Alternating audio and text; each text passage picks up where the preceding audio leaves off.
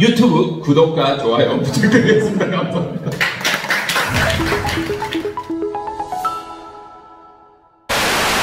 여러분들의 취업, 진로, 인생 고민은 한 칸.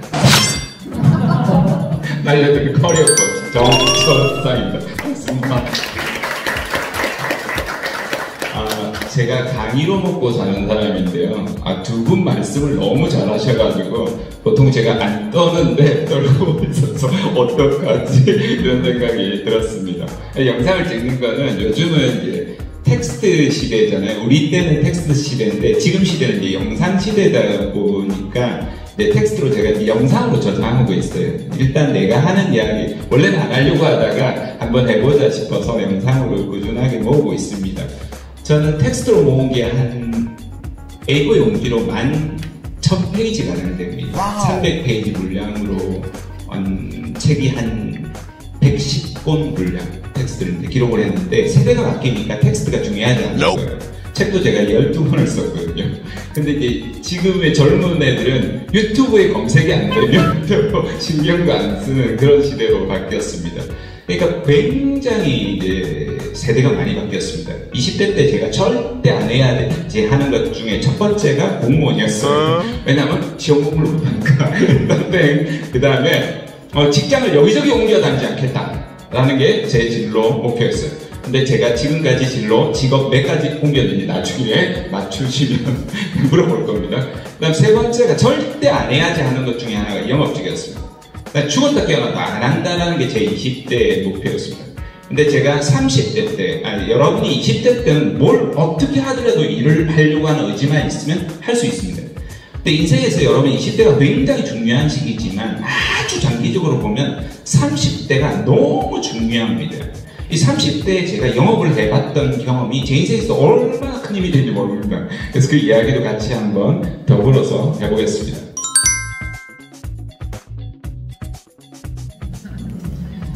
사실 비대면으로 있다 보니까 사람들 만나기가 만만치 않은데요. 늘 사실 사람의 마음을 눈을 들여다보려고 하는 노력이 굉장히 중요합니다. 저는 울지마 톰스의 이태석 신부님을 굉장히 사실 존경하고 우리 지금 시대에 엄청나게 안 좋은 뉴스들이 많지만 여러분이 가지고 있는 이 한국인의 저력이 저는 대단하다고 생각하고 있고 청년들에게 그렇게 배팅을 하고 있습니다. 항상 눈을 보신다라는 거예요.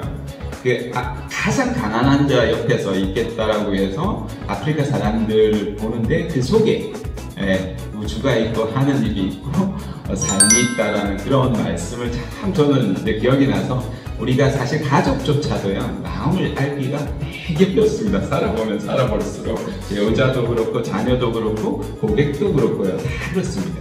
그럼에도 불구하고 여러분은 마음을 들여다보려고 하는 것이 굉장히 중요합니다.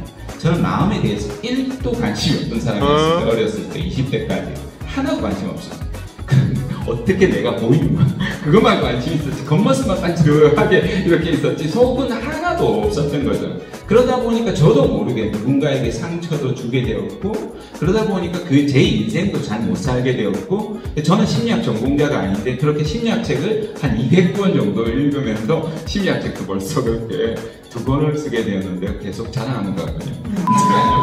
그래서 사람의 마음을 아셔야지 여러분이 돈도 벌고 사랑도 얻고 행복도 얻을 수 있다는 그런 뜻이었어요. 우리가 한국 사회가 굉장히 극심한 경쟁 사회입니다. 경쟁이 왜 이렇게 노출이 되느냐면 한번 기업을 통해서 한번 보겠습니다. 여러분 디지털 카메라를 최초로 개발하는 업체는 어디입니까?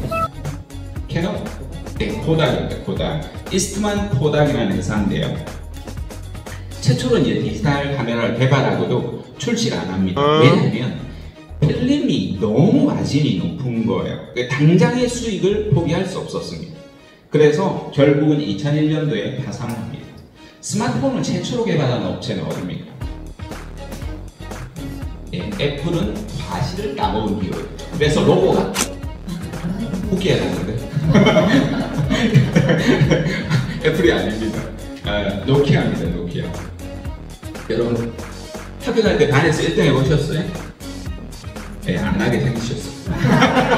죄송합니다. 저도 1등에 근처도 가본 적이 없습니다. 제가 이제 인터넷으로는 상담가로 알려져 있는데요. 상담을 하면서 정말 많은 사람, 저는 10,000명 이상의 사람 만났는데요. 대학 때까지 단 한 번도 1등을 놓쳐보지 않았다는 사람을 봤습니다.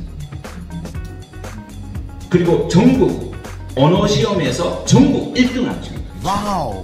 그러니까 우리가 반에서 1등해도 얼마나 좋아요. 우리 자녀분이 1등은 얼마나 좋겠어요. 전교 1등이면 부산 시내 1등이면 여러분 자녀분이 있는데 전국 모의고사 여기에 전국 1등을 한 거예요. TV에 딱 나오는데 지난해 보니까 조탕집 아들이 올백을 맞아. 좋겠다. 얼마나 부럽던지요. 근데 노키아는요 무려 전 세계 1등을 13년 한 기업이에요. 와우. 저는 경영대학원을 나왔어요.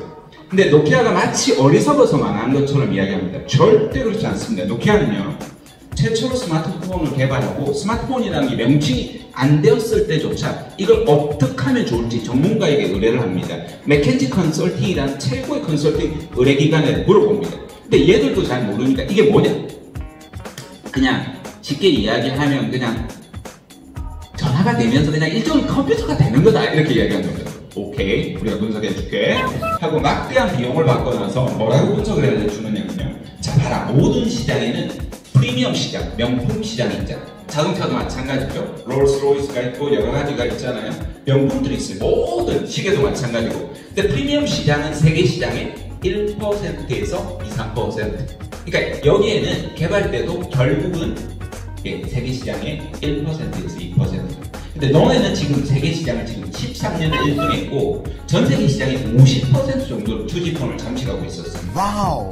절대 하지만 또 왜 손해나는 일을 하느냐? 생산 라인 다 바꾸어야 되고 응? 전부 다 하는데 하지 말아라고 전문가가 조언을 합니다.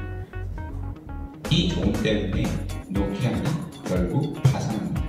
노키아는 우리나라의 이제 핀란드 기업인데 우리나라의 삼성전자가 같은 회사인데요. 훨씬 더 GDP가 높습니다. 25% 정도를 잠식합니다. 그해 핀란드가 마이너스 GDP 9%를 찍었습니다. 근데 이 노키아는 마이크로소프트도 넘어갔지만 핀란드가 기적적으로 회생합니다. 왜냐하면 이 사람들이 기업가 정신을 가지고 각자의 일들 아주 작은 기업에 들어가서 일을 하면서 회생을 합니다. 자 반대로 유가가 굉장히 안정적이었을 때요. 제가 태어난 연도 가르쳐드리고 싶진 않은데 1968년도입니다. 유가가 굉장히 안정적이었을 때 유가가 앞으로 폭등할 가능성에 대비하라 20대 중반에 갓 입사한 지 3년 된 청년이 보고서를 제안합니다. 자 여러분 20대 중반에 청년이 입사해가지고 이야기를 하는데 경영진이 이야기를 듣느냐? 절대 그렇지 않습니다. 이거는 그냥 간단한 문제가 아닙니다. 왜냐하면 소멸성 보험이라는 게 있습니다. 우리가 이제 아주 리스크가 있는 것들은 소멸성 보험을 합니다. 그러니까 경쟁사에 비해서 유가가 만약 폭등할 때 우리가 환율도 변동 환율을 걸어놨잖아요. 변액보험 같은 경우가 대부분 그런 거죠. 근데 만약에 유가가 폭등하면 어떡하냐? 남들보다 돈을 더 내놔야 되는 거예요. 경쟁사에 비해서 계약 조건을 변경하려면. 그러니까 오케이 하고 돈 더 준다는데 해줄게 했는데 실제로 중동 전쟁이 발발하면서 유가가 $200까지 치솟습니다. 그러면서 이 중견기업이었습니다. 근데 세계적으로 보면 아주 조그만한 기업이었던 로얄 더치셀이 전 세계 2위 정유기업으로 들어갑니다. 고졸도 출발이 연봉이 4~5천 정도, 대졸이 5~6천 정도에서 5년에 10년 이내 5등 연봉이 되면 아주 좋은 회사로 바뀌었습니다.